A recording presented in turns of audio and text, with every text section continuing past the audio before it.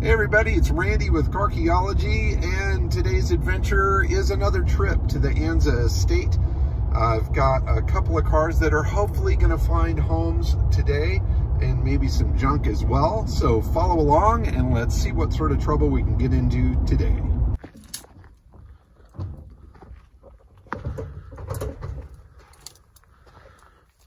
Yeah, I don't think we've looked in the trunk of this one. Looks like somebody pried it up enough to... Oh, just to look in there. Look in there.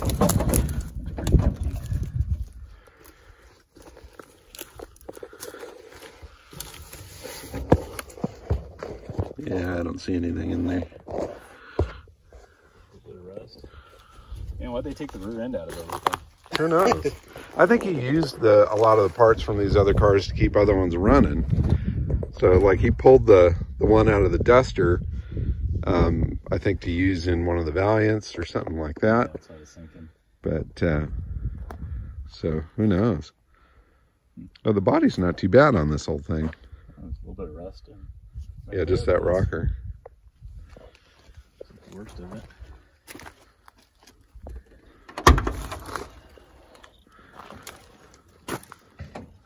Some more Levi's for you. There you go.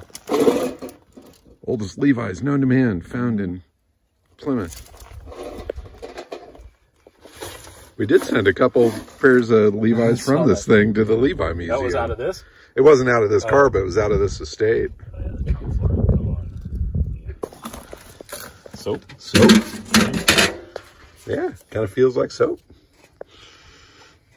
Sort of smells like soap.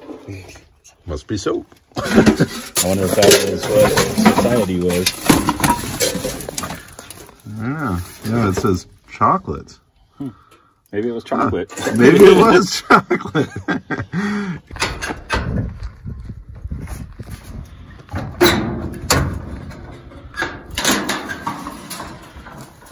Wow. There's actually a motor in it. It's got a rat motor in it? Yeah. There is a motor in it. Check it out. I didn't realize it. You couldn't even see it. Poly V8. It's a little one. Cool. They're like they're like 218s or something. Right.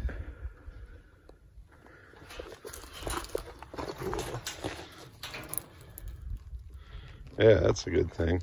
Yeah, the Fury's missing its motor and its seats. Rat motor. I had to, right? Yeah, this thing's pretty killer too. I mean, the body's nice. It's got the one dent right here. But check out the rat stuff on the inside of that one. Literally, yeah. Quite the nest. Yeah, like, where do you even start on that? You get the shovel, or you pick it up on either end and shake it so it all comes out. Open the other door and lean it over? Right, that might do it. Atlas explosives. Some kind of explosives. Some triggering mechanism or something. I should probably light it up, see what happens. Yeah, do it outside. Great to throw in a campfire. So Mike has come prepared with a trailer and a rear end to put underneath the Duster. I'll check in on him in a minute and see how he's doing with swapping that out. Well, the old tires on the tractor just gave way on us last week, so we're getting brand new ones on it so the old Ford can continue to tote this stuff around. Gotta love that. Making some progress. Yeah, we're getting there. Hey, look at that. There's almost wheels underneath it.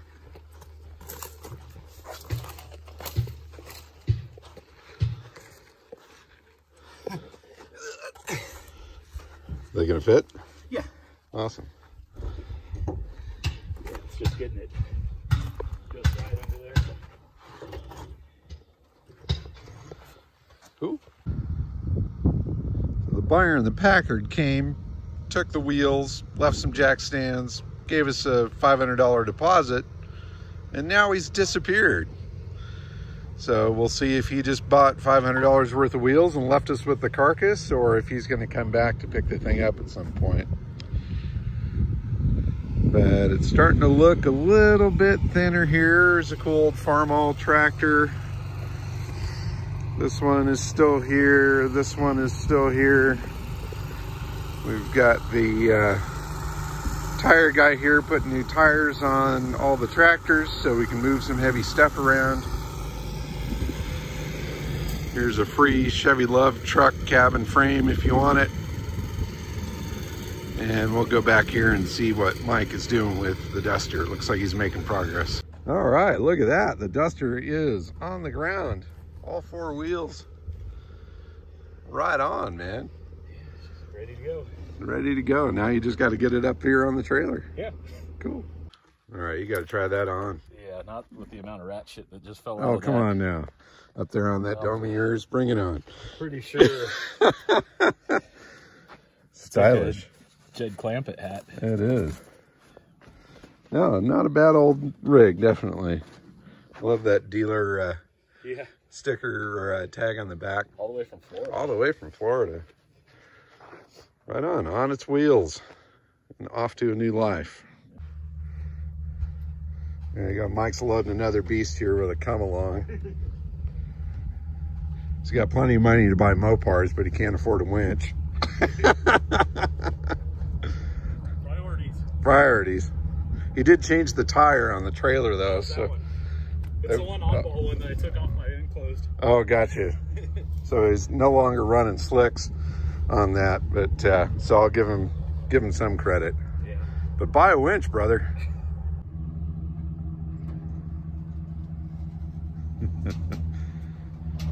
I don't know what Mike's trying to do here. But I'm definitely going to keep the camera on it just in case something goes wacky.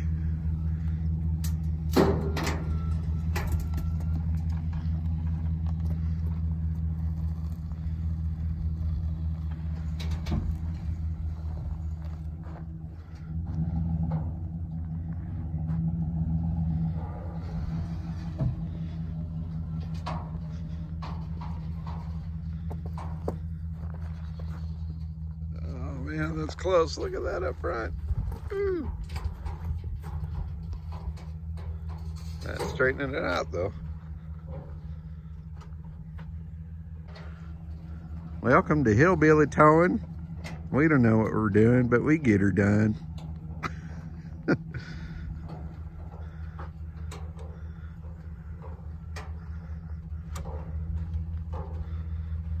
Yeah, you're really close to whatever this is.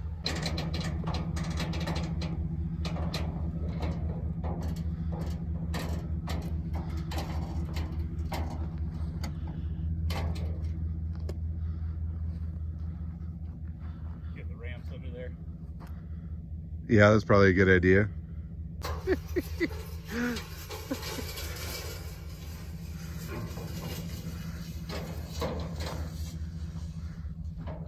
All right.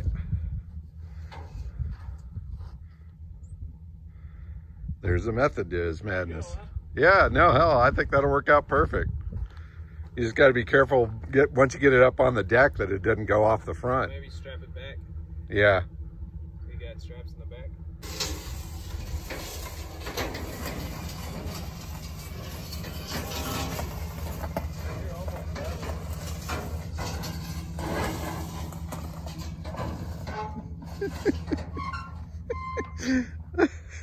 That's crazy.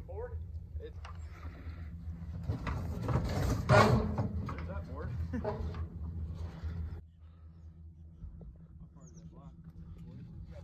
6-8 inches.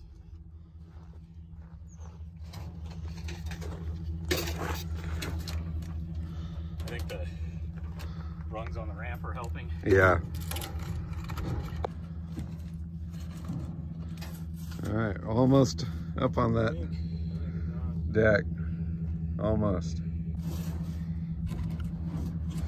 All right, you are officially on the trailer. Maybe a little bit more to actually get that ramp out. Yeah, I'll be all right. Most of the I'll be all right. weight's off. So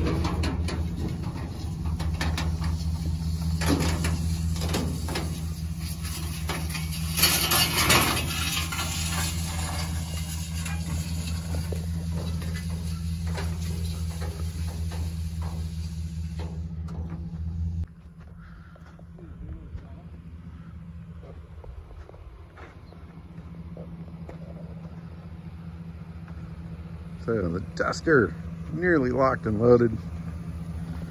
It'll be fun to see this thing go somewhere. I'm sure Mike will either get it running or find it a good home or use it for parts for one of his other rides. But it's a pretty decent car. Another one saved. Just take this Lancer with you too. No bald tires, but he's got a good flat one. Sweet. That tire guy still here? I think this is the one that was bald before. It was. Is it? Well, it's a spare off the enclosed trailer. The Hillman's still waiting to be rescued. Here's some sort of a truck topper pipe rack homemade deal there. Would be cool to put a canvas canopy over the top of that behind some vintage truck. And I love this whole shed made out of these patchwork chunks of metal. The roof sheeting is held on with these automotive trim pieces of some sort. Awesome. And there's an outhouse. This from then? Okay, so this would either be during the war when they said Willys, they decided to use the Willys engine. This is the Willys. They were making the Willys Americar. Okay, right. So blocks went down. Either you can get a Americar, or just either the war production or Willys Americar. Okay. They're the same engines. Same engine over there. Then after the war, obviously they were these engines worked very well and reliable over there. They used up when they started making the Jeep was good. This could be, since there's no numbers on it, it could be, the W6 telling me it's a late casting. Okay. Instead of a W1 or 2 or different. That's why when I'm kind of getting at it. And there's no number stamped in it, but it doesn't look like it's been machined down. Yeah. So No, usually it's up a little bit. It could be. Right. I can go check on my other block. So it could have been, they used leftover for when they started doing early CJ2s. They just used whatever, they have war parts, let's use them over again. Awesome. And And then you found over, the manifold is for the same thing? Which it probably, because you know what? Right here, look at that. Oh, there is a number. Oh, right on there. It says it right there. CJ2A. That's what it is. Right on. Cool. And this is actually this is a very early rear block. So oh, cool. I can't use for war block. Somebody wanted it for a CJ2, so I thought so. So there it goes. Yeah, that's what it is. Right on. CJ2. So it's actually what this is a leftover war block. Okay. That they used for a Awesome. CJ2. They used it on right. So this is Cool. This is a super early CJ2 or super late war. All right. And awesome. And that's like, there's probably the only Jeep part here in the whole property that we've seen. There was, I saw later an F model, or excuse me, an F head Willys engine. There's a complete one over there. I saw the Willys, but it's an F head. Okay. But what it is, these are flat heads. Right. And then the F head is the overhead valve over there. And it would probably be a later, late 50s, early 60s engine. It was complete. I saw it over there. I'm like, I go, there's a Willys engine. I go, oh, it's an F head. So. Yeah. Cool.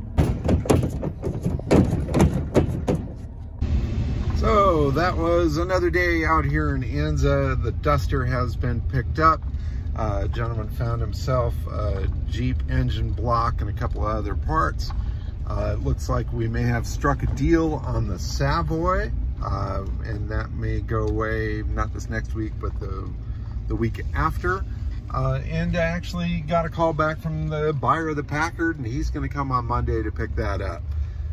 We've got some interest in the Valiant wagon, and I think somebody may come for that on Monday. So all in all, there's definitely been some action and some movement on the stuff there, and each one of these cars that leaves makes me happy. Not only is it one less thing to move down the road, but it's a chance that these cars will go on to have new lives and provide some joy to people. So anyway, if you see anything in these videos on this whole estate that you're at all interested in, please contact me as soon as you can. happy to hook you up. Everything is going super cheap, and we're going to get to a point here real soon, I think, where we're going to let people come with their trucks and buy stuff by the truckload so they can really see some stuff move. So anyway, don't be shy. Make an offer on any of these cars. The answer will probably be yes. Thanks very much for watching, guys. Please subscribe. Tell everybody about all this junk. Keep on digging them up and driving them. Bye-bye.